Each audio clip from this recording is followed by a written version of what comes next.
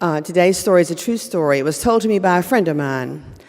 However, this story is relived every day, everywhere in the world. So I know that the story is specific to my friend, and yet it's general to a lot of people. And she shared it with me, and I will share it with you as she did. And I call it Random Acts of Kindness and Random Acts of Coldness. So I went to my mother's house, and she was sitting on the dock by the creek. She was staring at this old scraggly tree there.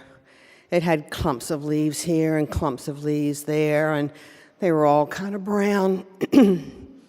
Clearly, this tree was dying.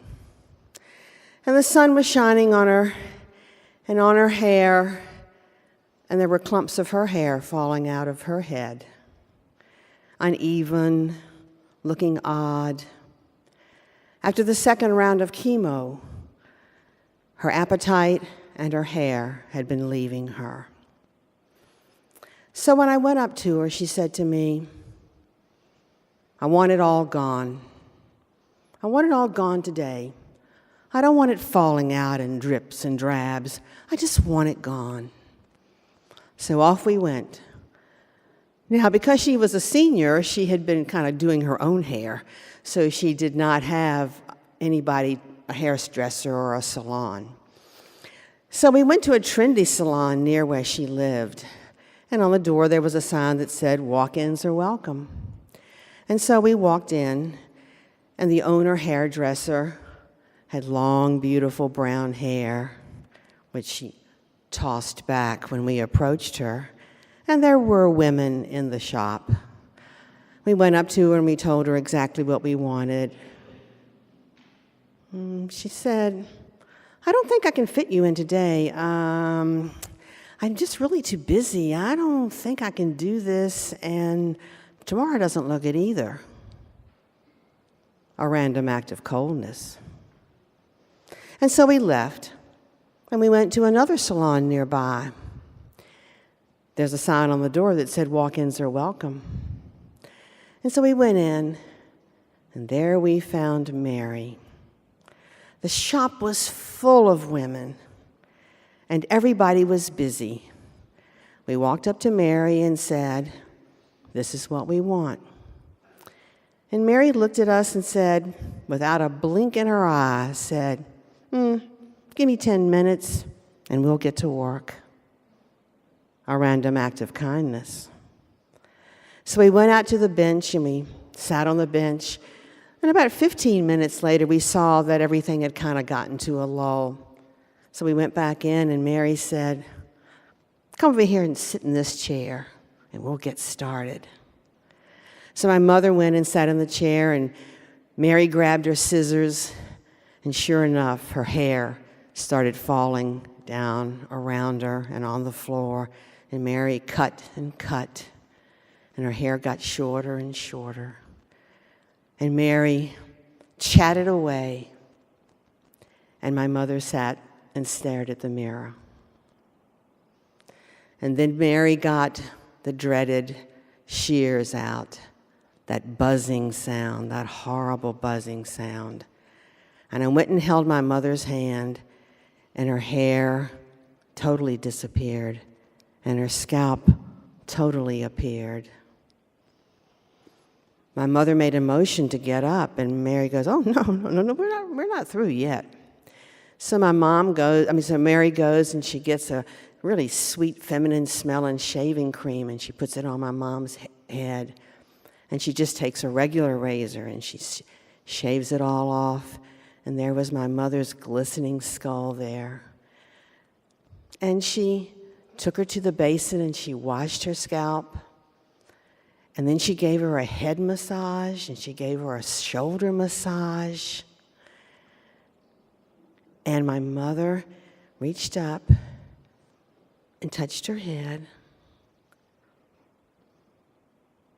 And she smiled, letting everybody know it's okay. So about 4 or 5 women in the shop just came around my mother, and said, "You have beautiful eyes." And another one said, "I know it's a really bad time for you now, but I want you to know your head has a really pretty shape."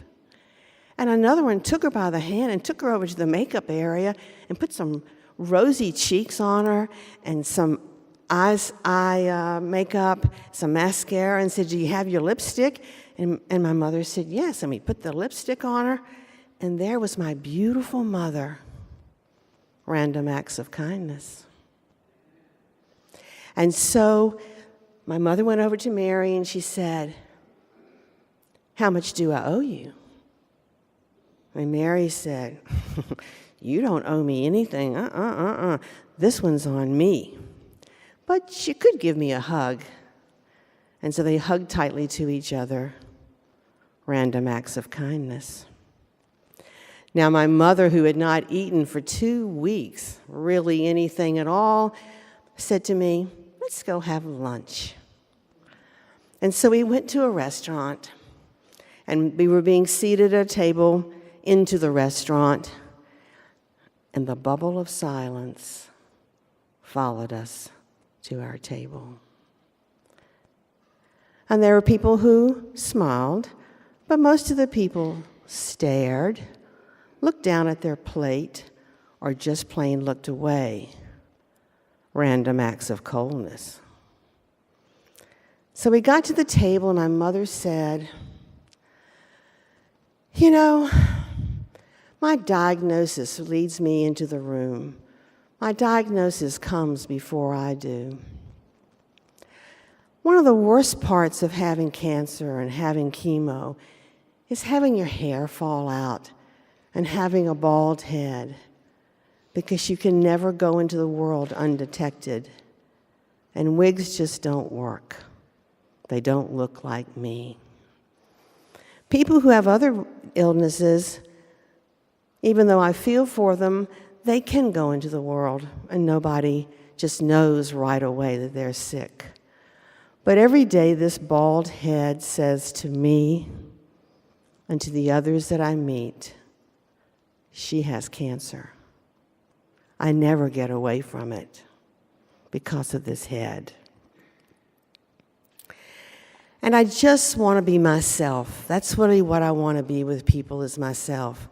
I don't want, when they're looking at me, to thinking the whole time, friends, family, strangers, she's got cancer.